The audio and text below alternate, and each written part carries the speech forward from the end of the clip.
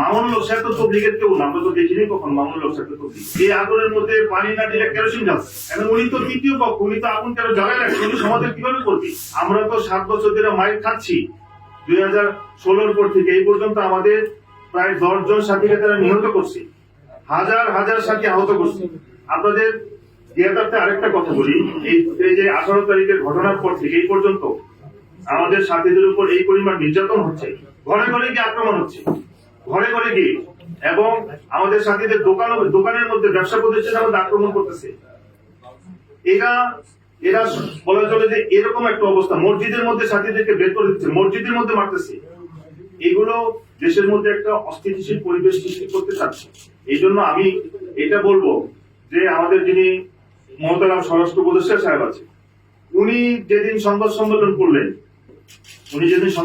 করলেন মৌলানা মামুনুল হক সাহেব পাশে, জুনায়েদ আল হাবিব সাহেব পাশে, মৌলানা রবিউল হক সাহেব উনি সুরা ওই পন্থের, উনি বাম পাশে বসে এক কোনায়, কিন্তু কথা বলতেছে মামুনুল হক সাহেব।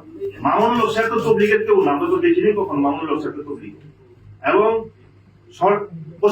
আপনারা সাংবাদিক ভাইরা কিছু প্রশ্ন করেছিলেন জনাব স্বরাষ্ট্র উপদেষ্টা সাহেবকে, তো উনি সরাসরি বলতেছে অবশ্যই ওনাদেরকে আইনের আওতায় আনতে হবে, আমার ভাইয়েরা মামলা করুক, আমরা অ্যাকশনে যাব। এরপরে সাংবাদিকরা বললেন যে সাতপন্থীরা ইস্তেমা করতে পারবে কিনা, বললেন যে আমার ভাই একটা ভালো পরামর্শ দিয়েছে। সব কথা আমার ভাই, সব কথায়। একজন সাংবাদিক ভাই প্রশ্ন করলেন যে এই অবস্থায় সরকারের অবস্থান কি? উনি একটা কথা বললেন, সরকার এরপর একটা কমা দিয়ে বললেন আমি বলবো আমার ভাইয়েরা আলোচনা করুক। তো আমার ভাইয়েরা আলোচনা করে তো সমাধান করতে পারবে না। মৌলানা মামুনুল হক সাহেব তো পারতো, ওনার যে স্ট্যাটাস ছিল, ওনার যে খানদান, বাংলাদেশের ইতিহাসে ইসলামের মধ্যে ওনার খানদানের অনেক অবদান, আমরা মনে করেছিলাম যে উনি হয়তো এটার একটা সমাধান করে দিবেন।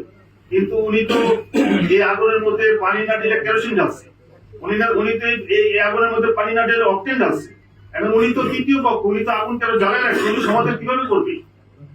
জনাব যে মহতারাম স্বরাষ্ট্র উপদেষ্টা সাহেব উনি ভাবছিলেন এটা মনে হয় খুব সামান্য একটা বিষয়। এটা দুইটা কারণ হইতে পারে। এটা হইতে পারে যে উনি এই ব্যাপারে উদাসীন, যে না এটা একটা সামান্য বিষয়, এটা সমাধান হয়ে যাবে। অথবা উনি ভাবছিলেন যে উনি ব্যস্ত অন্য কোনো কাজে, এই কাজে সময় দিতে পারেন। কিন্তু এত বড় সংঘর্ষ, এত বড় মজমা আসতেছে, প্রায় 3 লক্ষ মজমা, এটা জনাব স্বরাষ্ট্র উপদেষ্টা সাহেব আগে থেকেই জানতেন। কিন্তু আমাদের কাছে কষ্ট লাগছে, এটা 13ই ডিসেম্বর আমাদের সাথীদের উপরে হামলা হইল, গাড়ি ভাঙচুর হইল।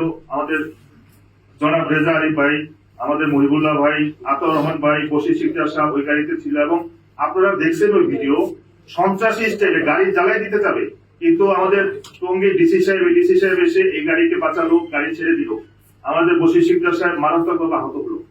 আমরা মামলা করলাম 15 জনের নামে, এই পর্যন্ত একজনও অ্যারেস্ট হয় নাই। আমরা মামলার এই ব্যাপারে কোনো অ্যাকশন দেখি নাই।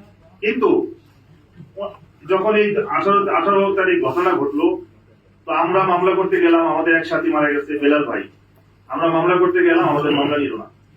আমাদের মামলা না নিয়ে বরঞ্চ স্বরাষ্ট্র উপদেষ্টা সাহেব পাশে মামুন সাহেবকে বসে বলতেছে আপনারা মামলা করে আমরা অ্যাকশনে যাবো। ওই দিন রাতেই মামলা হলো, আমাদের শীর্ষস্থানীয় মুরব্বীদের নামে মামলা করা হইলো, এবং মুফতি মুয়াজ বিন নূর অ্যাকশনও হয়ে অ্যারেস্ট হয়ে গেল, এবং ওনাকে রিমান্ডও দেওয়া হইলো। আমরা তবলিগের ইতিহাসে, বাংলাদেশের কথা বলছে, বাংলাদেশের তবলিগের ইতিহাসে দেখি নাই তবলিগ করার কারণে কোনো আলেম অ্যারেস্ট হয়েছে এবং রিমান্ড হয়েছে।